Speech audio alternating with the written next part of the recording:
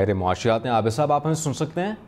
جی مجھے آپ کی آواز آ رہی ہے۔ اچھا عابد صاحب، میں آپ سے جاننا چاہوں گا، یہ دوسری بار اس مہینے یہ اضافہ کیا گیا ہے، مسلسل اضافہ ہو رہا ہے، عام انسان کی زندگی پر اس اضافے کا کیا اثر پڑے گا براہ راست، اور دوسرا بالخصوص معیشت پر؟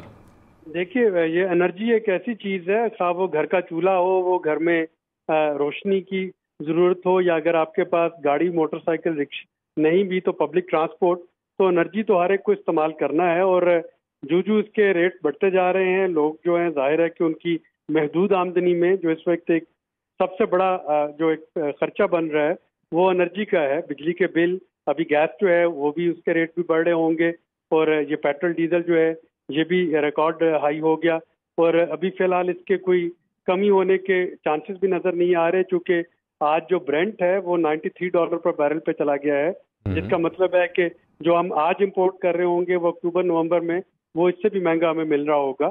تو فی الحال تو یہ جو انرجی سرپلس ڈیٹ جو کہ ایک 5400 ارب روپے کا کھڑا ہو چکا ہے، اس کی وجہ سے حکومت کے پاس کسی قسم کی کوئی مارجن نظر نہیں آتا کہ وہ عوام کو کوئی ریلیف دے پائے گی۔ اور جب یہ چیزیں مہنگی ہوں گی، اسپیشلی جب ڈیزل مہنگا ہوتا ہے، تو پھر آپ کی جو باقی تمام ضروریات زندگی کی جو اشیاء ہیں ان کے ریٹ آٹومیٹک بڑھ جاتے ہیں، جو کہ فریٹ کاسٹ بڑھ چکی ہوتی ہے۔ حکومت جو اس وقت کر سکتی ہے وہ ایک تو ایڈمنسٹریٹو میئر جو ہے وہ جاری رکھے تاکہ چیزوں کی ذخیرہ۔ اچھا عابد صاحب، ابھی اگر موجودہ صورتحال پاکستان کی دیکھیں تو ہم سب کے سامنے ہے، IMF کی تلوار ایک اپنی جگہ پر ہے، عوامی جو رد عمل ہے وہ اپنی جگہ پر ہے، سیاسی صورتحال اپنی جگہ پر ہے۔ ہم ان فیوچر کیا ایکسپیکٹ کریں؟ کیا ہو سکتا ہے؟ مزید بڑھے گی پیٹرول کی قیمت؟ اور میکینزم کیا ہوتا ہے یہ پیٹرول کی قیمت بڑھانے کا؟ دیکھیے پیٹرول کی قیمت جو ہے اس میں 2-3 جزو ہوتے ہیں۔ ایک تو یہ کہ جو آپ امپورٹ کر کے اس کو ریفائن کر رہے ہیں اس کی کاسٹ ہوتی ہے، دوسرا اس پہ ٹیکسز ہوتے ہیں، لیوی ہوتی ہے۔ تو اب لیوی جو ہے وہ 60 روپے پر لیٹر جو ہے وہ ہونے جا رہی ہے، تقریباً اس کے قریب پہنچ گئی ہے۔ تو یہ سارے انڈائریکٹ ٹیکسز اور جو کاسٹ ہے یہ ملا کے پیٹرول یا ڈیزل کی قیمت کا تعین جو ہے، اور ڈیلرز مارجن وہ بھی اس میں شامل ہوتا ہے۔ تو یہ سارے چیزیں ملا کے ریٹ جو ہے وہ طے کیا جاتا ہے۔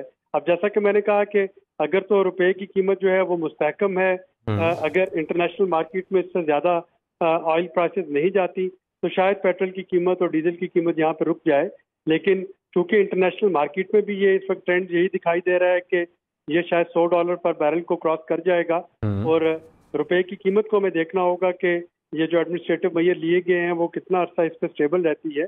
اگر اسٹیبل رہتی ہے تو شاید آپ کو تھوڑا سا اس میں یہاں پہ پیٹرول کی قیمتیں یہیں۔ اچھا یہ تھوڑا سا کلیئر کیجئے گا کہ عالمی مارکیٹ میں جو پیٹرول کی قیمتیں چل رہی ہوتی ہیں، یا کروڈ آئل ہو گئے، یا اس سے منسلک جتنے بھی جو انرجی گیسز وغیرہ ہیں، اس سے پاکستان کا کوئی تعلق نہیں ہے؟ وہاں کے جو ریٹ ہوں گے یا جو پرائس ہوں گے اس سے پاکستان کے پرائس سے کوئی تعلق نہیں ہے؟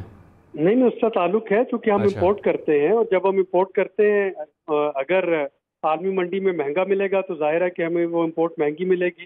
ہم نے رشیا سے ٹرائی کی امپورٹ کر کے تھوڑا سستا بیچنے کی، لیکن ہمیں محسوس ہوا کہ پاکستان کی ریفائنریز میں کیپیسٹی نہیں ہے، وہ اس سے مطابقت نہیں رکھتی رشین کروڈ سے۔ تو اس کا مطلب ہے کہ ہمیں مہنگا کروڈ ہی لینا ہوگا، اور جو مہنگا کروڈ ہے اگر وہ عالمی منڈی میں مہنگا ہے تو پاکستان میں اسی طرح سے وہ مہنگا ہو کے بک رہا ہوگا۔